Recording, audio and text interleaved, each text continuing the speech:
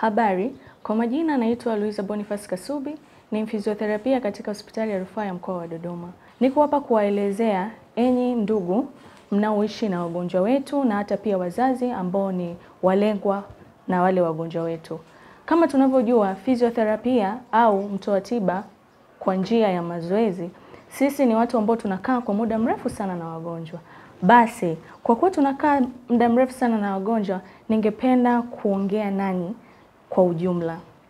Nikianza kwa swala la wagonjwa wa stroke.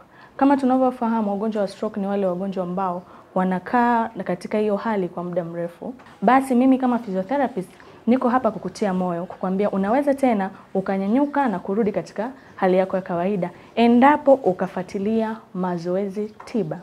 Vile vile nikiwaambia wale ndugu zetu wengine kama jamii zetu nyingine ambazo bado tuna mila potofu, wengi wao huwa wanaweka wagonjwa ndani, wanawaficha wakiamini kuwa wamerogwa.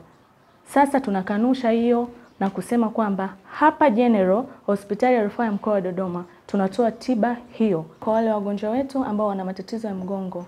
Matatizo ya mgongo ni tatizo ambalo liko wazi na linawapata watu walika tofauti tofauti.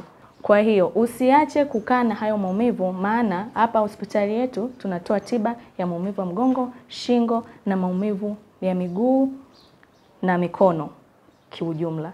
Pia tunahudumia watoto wenye vichwa vikubwa, tunahudumia watoto wenye utindio wa ubongo, tunawasaidia katika ukuaji wao.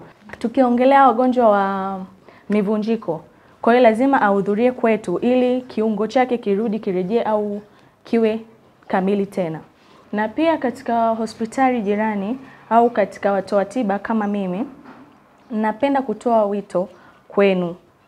Tushirikiane katika kutoa tiba kwa upendo, amani na mshikamano.